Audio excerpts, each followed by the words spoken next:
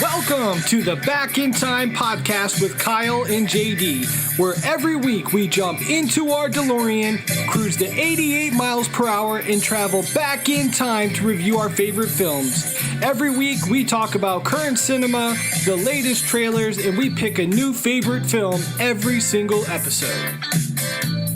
But I need a nuclear reaction to generate the 1.21 gigawatts of electricity. 21 gigawatts! Don't say that! Never say that! Goonies never say die! We're the best, we're the beautiful, we're the only Ghostbusters. Now, here's your host, Kyle Autry, and his co-host, JD. Welcome back to the Back in Time podcast. I am your host, Kyle Autry, joined as always by my co-host and today tag team partner, JD. JD, what's up, brother? Ooh, yeah. This is going to be a hell of an episode, isn't it? Yes, I am looking forward to this. I really have been looking forward to this for quite a while and excited to just dive into it. So we've got Parnormal Pat on the line as well. Pat, how you doing tonight, man? Well, you know I'm doing really good, brother. And I've been waiting for this ever since you guys were on my show. You tag team against me, 2-on-1. I reached my hand out for a tag, and I reached out to the Angry Dad podcast. Ben, how are you doing, brother? Oh, brother, when I walked in and you asked for my help, I came through because I knew we had foes that needed to be defeated, taken down, dropped. And you know what? When our powers combine as the West Coast comes through, nobody can stop us. Woo! Tag team champs. Woo! I would like to add the fact that we did not talk about doing wrestling voices, but everybody just came ready to go, which is awesome. Oh, yeah. So I thought I'd put a little context to this. And, you know, Pat, you kind of alluded to it a minute ago. We were a guest on his show about a month ago and talked about paranormal sightings that we had. I had like zero. JD had all these cool stories. Check it out on Pat's podcast, though. It's a really great episode. But what happened is we get on the phone and start wooing, and next thing you know, we're 15 minutes into a podcast about paranormal activity, and we've only talked about wrestling. Yep. And we just decided, hey, we should do a whole show about wrestling, and let's do this on, you know, another platform where we're not on a paranormal activity podcast. So here we are. You know, respectable. Oh, yeah. Yeah, and this is essentially like a 4-part podcast. So today is going to be nothing but wrestling stories and memories and just going to shows. And then we're going to do a top 5 wrestling episode. We're going to do a review of Fighting with My Family. And then we're doing a full breakdown of Ready the Rumble, the movie from 1999. Might have been 2000. I'll get the date right here, but looking forward to all those episodes. So we'll plug our shows at the end.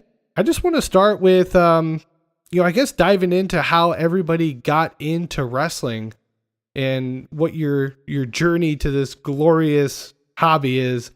JD, I'll start with you, man. When did you start watching wrestling and what kind of pulled you into it? For me, wrestling was something that just always was. It's what you did on Saturdays. You know, what they had the WWF superstars on Saturday mornings. Yep. It's just what you did. I mean, everybody that I knew watched wrestling. We wrestled each other. We were boys being boys. And, you know, for a little sad sack that I am, it was something that my actual father introduced us to at a very young age. Before leaving and never looking back. Love you, Dad. Okay, awesome. So what was there? Was it just wrestling that drew you in, or was there a specific character? For me, and when we get into our top 5, if we're talking about our top 5 wrestlers, it was always one certain wrestler. I don't know if you want me to pop the cherry on that yet. But, you know, he always left me R.I.P. being in peace. Okay. All right. I Regal like Man? it. Sergeant Slaughter? What's going on here? Big boss man. Okay. Nice. Pat, how about you, man? When did you start and how'd you get into it?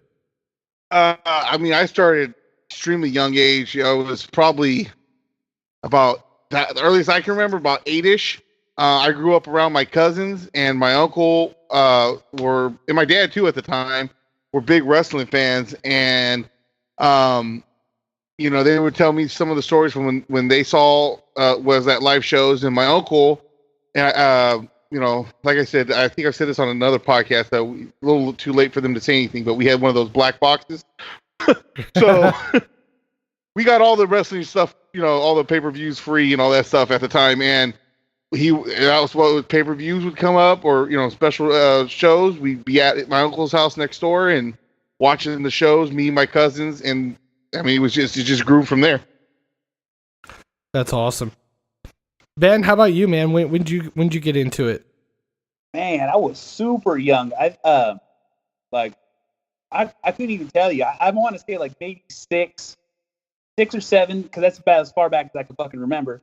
But my uncles, like my mom told me, don't go in the room with your uncles. And I'm like, of course, what the fuck am I gonna do? I went in the room with my uncles, and my uncles all watched WrestleMania. I think they were watching the whatever one they were watching, and they were like, get out of the room, your mom doesn't want you in here. But of course they let me stay and watch it, and then after that, you know what I'm saying? That's great. So yes, you've been into it for a while. So I don't think I got into wrestling until I was 11 or 12, and it was right in the Attitude Era. Oh. So, and I'll tell you, and you guys, maybe you can relate to this as part of the reason why you watched every week. It was Sable. Sable's the reason I got into wrestling. I saw those photos and I was like, holy crap, who is this? And then I started watching and I was like, okay, cool. Stone Cold, The Rock. Okay, there's WCW, awesome, NWO. So I just got into it after that. But yeah, it was definitely Sable. Hey, Kyle, did you go back and rewatch everything that you missed out by being a fake fan from the 80s and the 90s that you didn't get to see and get into the Attitude Era? I actually haven't gone too far back. I probably went forward like a year or two to like 94, 95. That's about as far back as I go. If there's like a match that I've heard is like really, really good, then I'll go back and watch it on the network. You mean you never even seen like the original WrestleManias, the first? Oh yeah, I have. Yep. Okay, I was gonna say like. Yep. Well, I'm more worried about, have you never, and it's almost tack time, have you never seen Erwin R. Schweister wrestle? I have not. Oh, Oof. My God. You've never seen the IRS? Oh, I know IRS. Oh, is that what the initials When are? Stone Cold was the ringmaster? Come on. Yeah. Oh gosh, the ringmaster. Bodyguard. I mean, if you watch anything modern, you've seen IRS's sons wrestle. Yep. Bray Wyatt. Yep. And Bo Dallas. Bo Dallas. Yeah, actually, I think his daughter too. Don't he have a daughter that's wrestling too? No, she does a YouTube show. I know you're talking. It's like Mika Rotunda. So yeah, no, she's got she does something, but it's not wrestling related. What was his finish? The write off. Nice. So one of the things we started doing back on your podcast, Pat, was just talking about shows that we had gone to and autograph signings. So I thought we could just do like almost like some rapid fire, like somebody share a story and next person go, and we'll just kind of talk about different stuff that we've been to. So, JD, start us off, man. What do you got? So my experience going to shows is very limited, probably in comparison to the rest of everyone else. I've only got 2 decent stories, and the first is actually they both revolve around guys that were trying to date my mom, and what their shtick was let's take the kids, the sons, my older brother and I, to wrestling shows to like get points with my mom. Which, it sounds really creepy now, but at the time it was like badass. So I went to go see a WCW match. That's Windy City Wrestling, not World Championship Wrestling.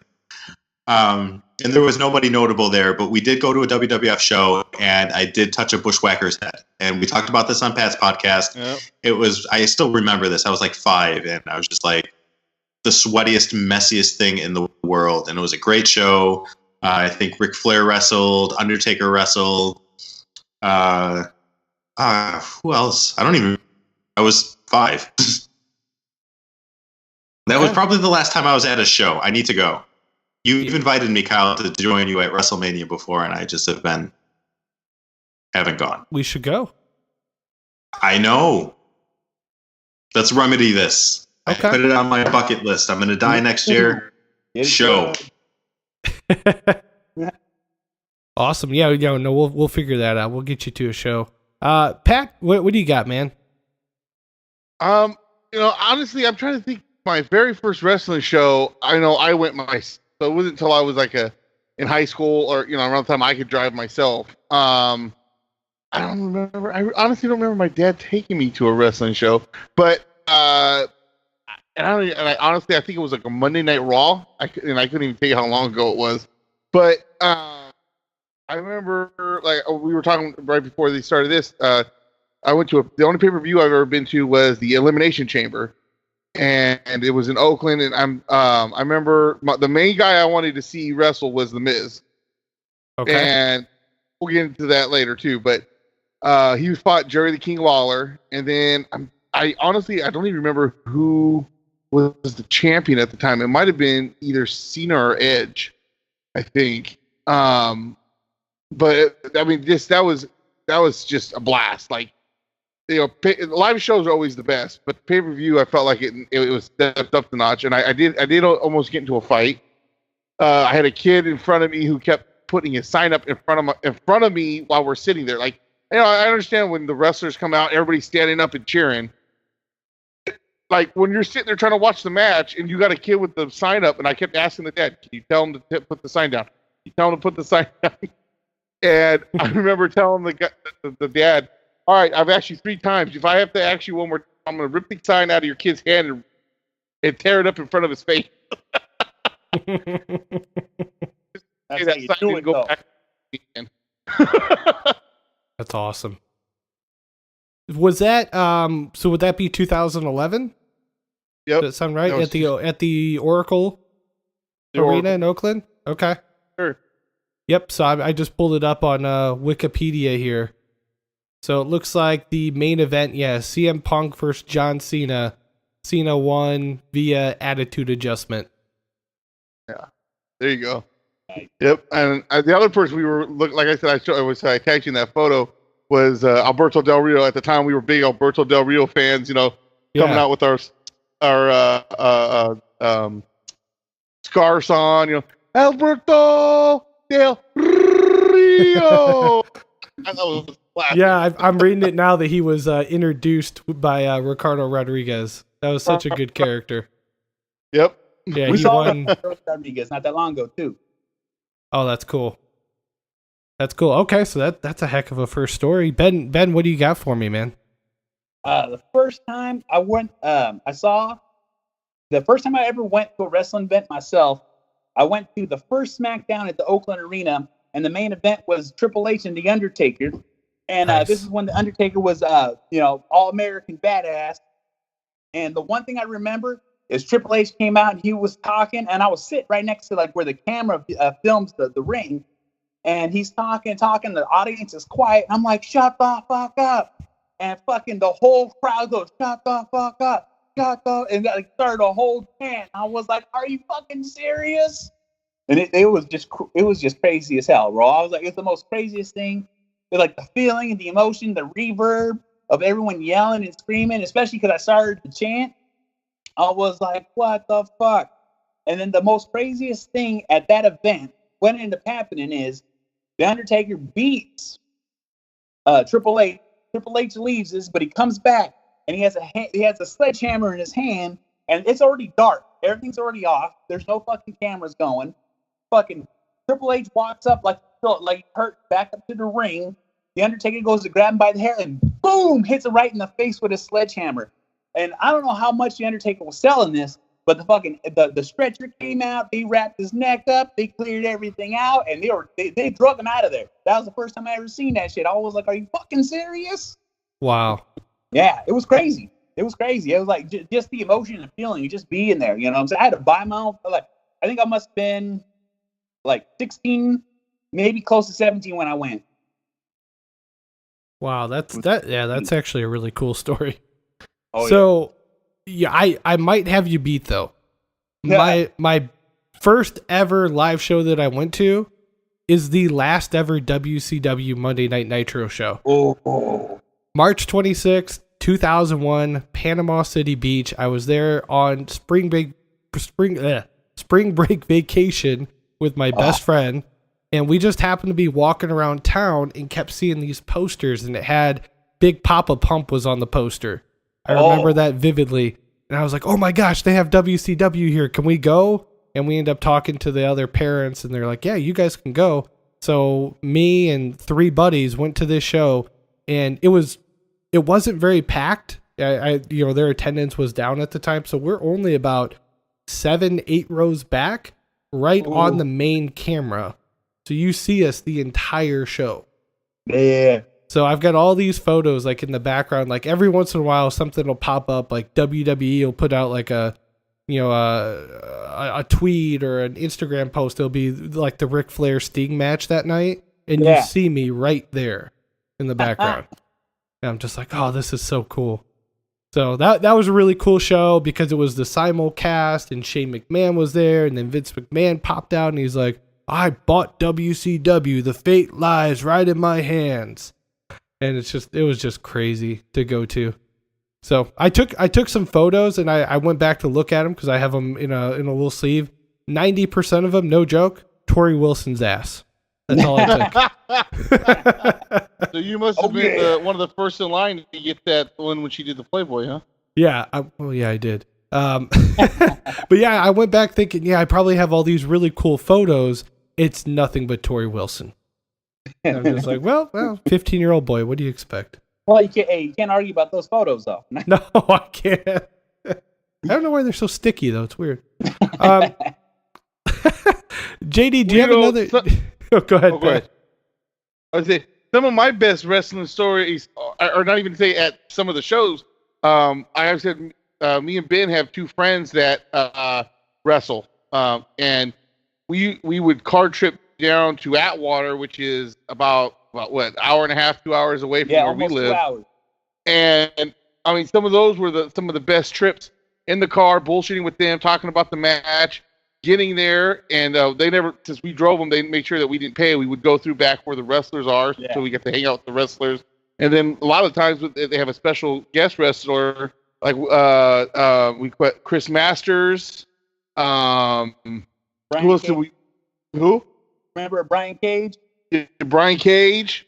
Yeah, there was quite a few at that particular Atwater one. I mean, they even had us involved in some of the stuff. Oh yeah. But that's like that to me. That was, I mean, like I said, not professional wrestling, but it to me that's some of the most fun road trips. I miss those road trips, man. Yeah, for real. All the crazy shit that would happen. Fuck. Shit, me and That's Pat awesome. got a good story about when it happened. And we were at it was called BTW, Big Time Wrestling, and they had this ring announcer.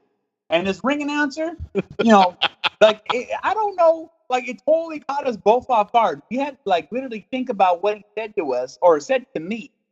And I'm a big dude. I'm just large. So I'm very noticeable. And this guy goes up to this ring announcer, and this is like during the halftime show, the intermission and shit. And he goes, hey, you should be a wrestler. You should join the school, because they're always trying to push it. I'm like, no, I can't. I got kids. And then the guy looks at me and he goes, bitch. And then walks away. And when it happened, his Pat's all, did he just call you bitch? I'm like, did he? I'm like, no way, did he? Yeah, Ben was like, I thought I heard that, but I actually honestly didn't think he would have said that. I go, he just called you a bitch. Oh my gosh. Yeah, I swear to, it was like so nonchalant the way he said it, and it did not ring a bell, didn't connect, and I was just like, oh my fucking god, the fuck is this dude's problem? Oh my god, that's cool. So I'll go next. I've got one more pretty cool story. I've only been to one WrestleMania 28 in Miami, and it was the once in a lifetime Rock vs. Cena main event, which of course, if you're a wrestling fan, you know it wasn't once in a lifetime. They screwed us and did it the next year in New York and ran it back. But I went because it was once in a lifetime. I wanted to see The Rock. I wanted to see Undertaker live in person. So there was also the Undertaker Hell in a Cell match versus Triple H. Special guest referee Shawn Michaels. That was an amazing match. Yep. And it's also the show where Daniel Bryan loses in 18 seconds. Yep. Right? And it's right when the Yes movement was taken off. And I remember actually people kept chanting it. And I started doing like, no, like in between. And then like a week later, he started doing that on Raw, which was kind of cool. Where he would start yelling no back to the crowd. And I was like, that's so awesome. So you're like, hey, man, you got that for me. Where's my cut? Dude, one thing that happened, which was pretty crazy, is at the end of the show, we were getting ready to exit. And this guy is just so drunk. And he bought himself like one of those chairs that you could take home. He's got a belt.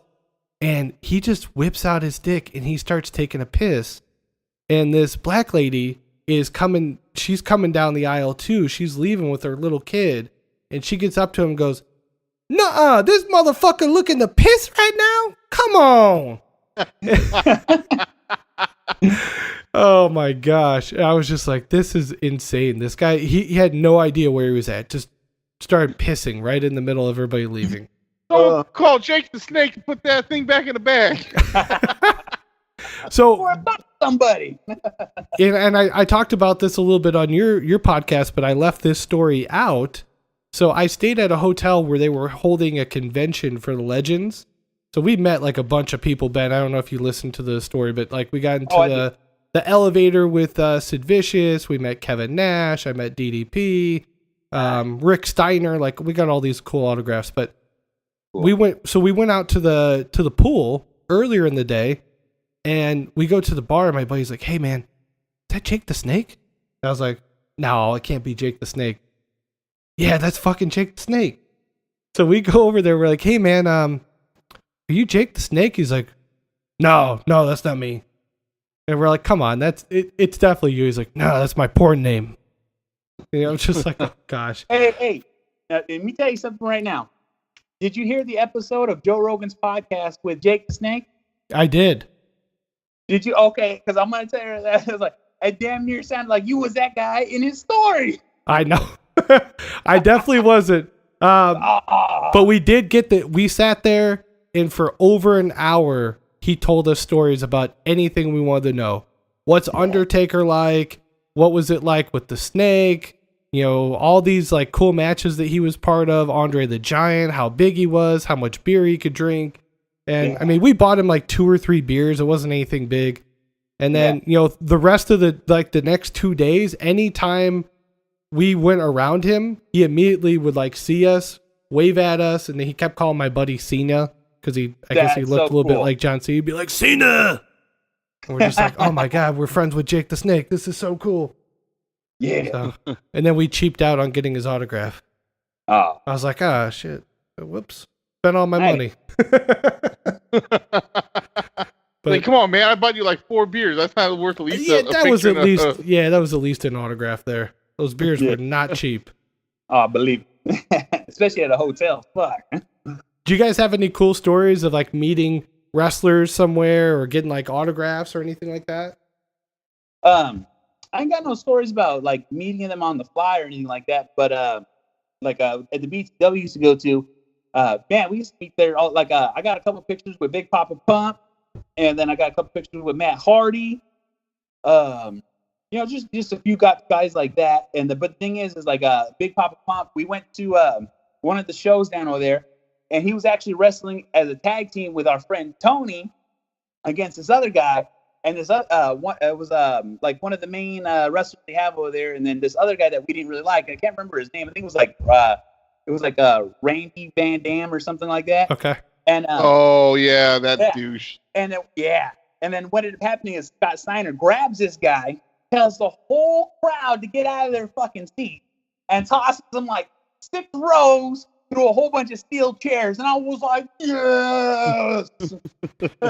It was so good, man. Hey, Scott, and then the ref our friend and the other wrestler were in the ring like, I don't know what's going on, but I'm going to stay in here because it was getting crazy. Okay. Hey, Yeah, he was going on a little bit of rage right there. Yeah. let me ask you one question about Scott Steiner.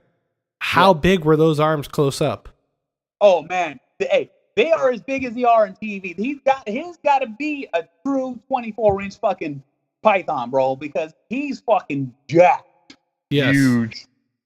Yeah, I mean, he But he's looked not very big tall, from, though, I'll take that. 40, 50 feet away like I was at that show back in WCW. Like, he was massive. Oh, yeah. Nah. So- And this is like, I want to say maybe 6 years ago when I seen him, and he was jacked. You know what I'm saying? Yep. I just remember that that tag team match was supposed to go a lot longer than it was supposed to. Yeah. He cut it short because he gassed out. We're going home, boys. I was telling them too on the podcast, Ben, or maybe it was before the podcast, my episode, when Piper called your mom. Oh, yeah. Hey, now check this out. There's a lot of people at this thing because I met Terry Funk there. I met man, I wish I could remember his name. Remember he used to be he had the boulders on his neck and shoulders. Big black dude. I can't remember his freaking name right now. Ahmed Johnson. Yes, No. no, I'm not Oddman Johnson. This guy came in way after Oddman Johnson. D'Lo Brown. No. There we go. Was it D'Lo? No, it wasn't D'Lo. He was a taller black guy too. He came in as like an enforcer, and then he ended up starting wrestling on himself. He was a champ for a minute too. I just can't remember his freaking name. Farouk? No, not Farouk, because he was a real dark-skinned black guy. Okay. So not Kama Mustafa. Nah, No. not him. I wish I could remember his name, but I He got a picture. wasn't with him. one of the shows though as the Godfather before. Oh yeah, BTW. which I saw him there. Well, let's get to the story. What's called my mom. I bought tickets for us to all go to this wrestling show because it's like the main event, the big draw. Everybody's showing up, and so I bought my mom a ticket, but they wouldn't let her off of work, and she couldn't miss work, so she didn't come with us. And then when I got an autographed picture of Roddy Piper, I was talking to him. So I was like, my mom wanted to be here. You're one of her favorite wrestlers, this and this and this. And he goes, all right. Tells everyone, he's like, there's a line behind us. Call your mom right now. So I call my mom. I'm like, Mom, guess who's on the phone? So what? And then I hand it to him, and he goes, how you doing? Blah, blah. He's spitting game at my mom trying to get in. And I'm like, are you fucking serious, bro? That's my mom. He's sitting there sweet talking her. He wanted to take her to Piper's Pit. Piper was about to be my new daddy for a moment. I was That's like, crazy. God damn. You know what I'm saying? Then he signed autograph picture of Piper to my mom's name. And I'm like, oh, fuck. What a cool guy. Oh, yeah, Yeah. man. He talked to us for a good minute. I got an autograph picture, and then he took like a good amount of pictures with me and my kids. And then that same show, I got an autograph picture with Mickey James. I got one with Mickey James, me and my kids, and then I got an autograph one from her too. That Mickey James is one smoking hot woman. That Yes. she is. Hey, and in real life too. She ain't got Oh, no yeah. fucking face. She banging. I was So- drooling. I ain't gonna lie. All cool people and awesome and hotties aside, does anybody have a story about like a dick wrestler? Like Ooh. all wrestlers can't be awesome, right? I've got one. Okay, so on the way down the WrestleMania, we are in the airplane and we're talking, my buddies and I, about who we feel like is going to be really cool when we meet them and who we think is going to be kind of a dick. Okay? So the person we thought that would kind of be a dick if we ran into him, Jake the Snake. We're like, guy, kind of, he's an alcoholic. He's had drug issues. Probably not going to be real nice. Coolest guy ever. The one person we were 100% sure would not be a dick, Tommy Dreamer. Okay? So we're walking so we're walking to the pool and we meet Jake the Snake, and on our way out, we're about to go up to our room, and then I think we were doing access that night for WWE, so we were going to the stadium. So on our way in or out back to the hotel, we run into Tommy Dreamer. And we take our time. We're like really courteous. Hey, Tommy, we're such big fans and blah, blah, blah. I put out my hand to shake the man's hand with my right hand. he holds out his left hand in the wrong direction and then proceeds to ask me where I'm at while he's looking at the sky. And I was like, fuck this dude. Damn. What a dick. Straight dick And move. yeah, like I legit was just like, all right, cool. Have a good day. And just walked away. And Well, let me tell you, Yeah, go ahead. I may interrupt you, but my friend, our friend Tony, who wrestles, just had a match with him about, I think, 3 years ago. Still a dick. Is he? Oh, he said. Remember Ben Ant was saying after the match, he said he almost got into a fist fight with him in the backstage. Oh yeah, because only he used kendo sticks. Yeah, he Oh, he wow. can use a kendo stick, and only he can do this move, and yeah. Yeah. I mean, would you guys have thought that? Like, I thought for sure. Like, I've listened to so many interviews with him. He always seems funny and like engaging, and Yeah, I would think that Tommy Dreamer would be a cool guy. I would think, but I would picture him smelling really bad. So I don't know what you guys are drinking right now, but I'm not surprised by any of that. yeah. So that's my one story about a wrestler that was a dick. I mean, everybody else is always pretty cool. Rick Steiner, when we met him, he was like kind of disinterested and even talking to people. He was just like, all right, what's your name, kid? And just like wrote it down and was like, all right, next. I'm like, all right, there goes $40. Well, You spent $40? That's what they are, man. That made by tens aren't cheap. No, they ain't. You haven't been to Comic-Con in a while. Yeah, the BTW. What was that one wrestler's name? The one that everyone used to always hate, that always spit on people. Pat. The actual like one of the BTW wrestlers. Yeah, one of the BTW. Remember, he was one of the teachers, and then he left to open up his own wrestling.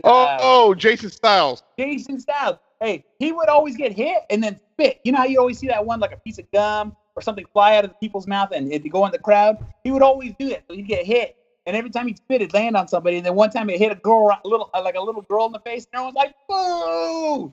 And he would always talk shit to everybody, though. I never got a chance to talk to him, but I always thought that was a dick move. That's a Charles Barkley move right there. Spitting on a little kid. Terrible. That's terrible. Terrible. I mean, luckily, I haven't really had from the guys that I've met that were too dickish. So, I mean, yeah. Usually, I mean, they probably should be in a good mood. I mean, they're sitting there signing photos of themselves for like anywhere between $20 to $100. Depending on who you meet. Like, why would you not be in a great mood? Yeah. I agree.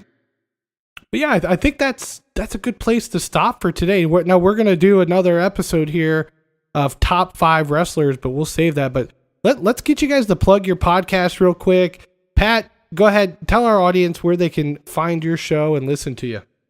All right. Well, it's the Paranormal Pativity Podcast. You can find me on Twitter and Instagram and IGTV at ParanormalPat64. You can also email me at ParanormalPat64 at gmail.com. And I'm on, Apple Podcasts, Spotify, Spreaker, and everything paranormal, whether it be movies, TV shows, or real life stories. And, if you have a story, hit me up. All right. Ben, I listen to your show so much, I feel like I could almost do yours. You go ahead and drop those details where they can listen. All right. Well, this is the Angry Motherfucking Dad podcast. You can find this shit everywhere. Spreaker, SoundCloud, Stitcher, Spotify, iTunes, Apple Podcasts, Google Play, Podbean, all that fucking bullshit. Also, too, IGTV. You can watch the videos. YouTube, you can watch the videos. We all have a YouTube, so make sure you go support that shit, because all of us is trying to get that shit going. Mm-hmm. And you know what? Follow me on social media at B to the 4th Power. I'm strong on Instagram. I post like crazy. So if you want to see some crazy shit, some funny shit, motivational shit, well, guess the fuck what? That's what you'll find on my shit. I love it. And of course, you can... I'm going to be very clear. Don't work on the holidays like the motherfucking government. All right. So you can follow us at Back in Time Pod. We're on all the same stuff. Make sure you check out our YouTube. Subscribe to all 3 of our podcasts on YouTube so we can build that audience. And you know what? If you get big enough, they actually pay you, so that wouldn't be too bad. And then you can follow me at KAutry29, Justin's at UnjustJustin, burping, tweeting about burping. And we're out of time. Time to climb back into the DeLorean, punch in today's date, and return back to present day. Thanks for listening. See ya. Brother. Woo!